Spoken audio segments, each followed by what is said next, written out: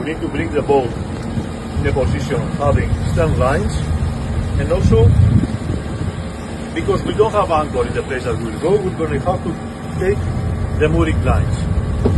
So we're going to support the boat with mooring lines, which are lines connected with chains. And then there is another block of cement here supporting the lines, okay? So what do? We bring the boat at the position close to the dock, and the first thing that we do, we take the windward line. Forget all the rest, okay? The windward line attached, we support the boat over here, and then we take the hook, and from the outside we're going to have here the lazy line.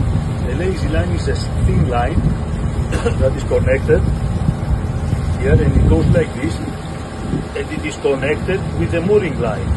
So as we grab it from outside, we go forward and we fix it on the cleat over here.